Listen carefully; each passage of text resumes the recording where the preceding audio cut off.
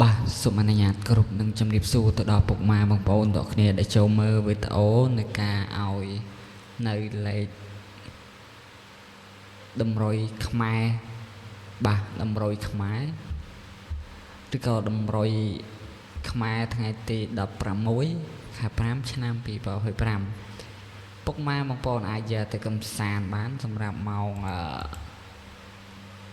កន្លះនិងម៉ោង1:00ពុកម៉ែបងប្អូនទាំងគ្នាអាចកំសាន្តបានពុកម៉ែបងប្អូនទាំងគ្នានេះម៉ោង10កន្លះនិងម៉ោង1:00ឆ្នាំខ្មែរពុកម៉ែបងប្អូនលេងឆ្នាំខ្មែរចាស់ក៏បានឆ្នាំខ្មែរថ្មីក៏បានតាមពុកម៉ែបងប្អូនលេងខ្មែរចាស់ក៏បានខ្មែរថ្មីក៏បានហើយសម្រាប់ពុកម៉ែបងប្អូននៅមកក្រោយសូមកុំភ្លេចធ្វើការ like ក៏ដូចជា subscribe ឲ្យបងប្អូនអ្នកមួយផងដើម្បីទទួលបាននៅវីដេអូកម្សាន្តក៏ដូចជាលេខតម្រុយយួនតម្រុយខ្មែរជារៀងថ្ងៃដែលបងប្អូនផុសទៅនៅលើបណ្ដាញសង្គម YouTube ដើម្បីឲ្យពុកម៉ែបងប្អូនទាំងអស់គ្នាចាក់កម្សាន្តហើយវីដេអូនេះបងប្អូនសុំបញ្ជាក់គឺគ្រាន់តែជាការកម្សាន្តតែប៉ុណ្ណោះសម្រាប់ឲ្យពុកម៉ែបងប្អូនយកទៅកម្សាន្តឆ្នោតវៀតណាមនិងខ្មែរហើយនេះដែរគឺជាលេខខ្មែរពុកម៉ែបងប្អូនទាំងគ្នាហើយពុកម៉ែបងប្អូនដែលចូលមកក្រោយបាទសូមជួយចុចពាក្យថាជាវនិង subscribe បើកកណ្ដឹងឲ្យបងប្អូនម្នាក់មួយផងណាដើម្បីទទួលបានវីដេអូថ្មីជាបន្តទៀតតើហើយវីដេអូនេះបងប្អូនផុសនៅពេលព្រឹកដែរសូមពុកម៉ែបងប្អូនចូលទស្សនាឲ្យបានច្រើនណាពុកម៉ែបងប្អូនអត់ចូលទស្សនាបាក់ទឹកចិត្តអត់មានកម្លាំងចិត្តផុសទេពុកម៉ែបងប្អូនខ្ញុំនិយាយមែនពុកម៉ែបងប្អូនចូលទស្សនាទៅមានកម្លាំងចិត្តផុសនេះពេលបងប្អូនអត់ចូលមើល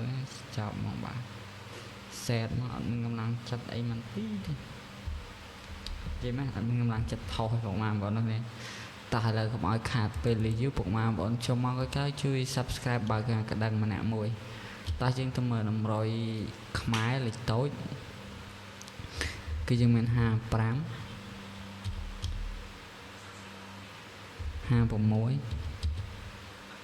78និង79ហើយមកក្រោបទៀតគឺការកត់ពុកម៉ែបងប្អូននេះ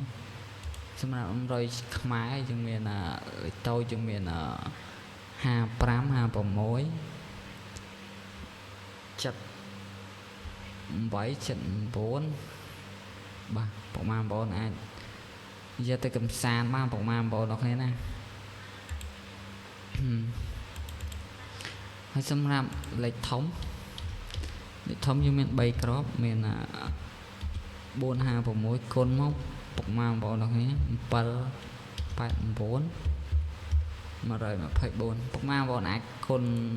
ឡើងចុះទៅតាមពុកម៉ែបងប្អូនមានបច្ច័យបាទតោះយើងអុកខ្ទង់50អុកខ្ទង់7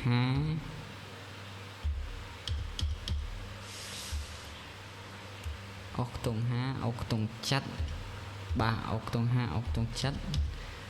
និងអុកខ្ទង់9ពុកម៉ែបងប្អូនគ្នានេះពុកម៉ែបងប្អូនអាចលេងកំសាន្តបានសម្រាប់ខ្មែរថ្ងៃទី16ខែ5ឆ្នាំ2025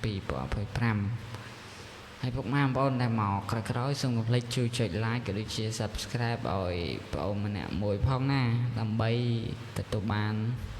តម្រុយខ្មែរនិងតម្រុយយួនជារៀងថ្ងៃពីខាង channel របស់បងប្អូនហើយវីដេអូនេះគ្រាន់តែជាការកម្សាន្តនិងចែកនៅតម្រុយ free ដោយមិនមានការគិតថ្លៃសេវាឬក៏គិតថ្លៃប្រាក់ពីពុកម៉ែបងប្អូនទាំងគ្នាទេបាទអរគុណច្រើនជម្រាបលាហេងជួបគ្នានៅវីដេអូក្រោយជាបន្តទៀតអរគុណបាទ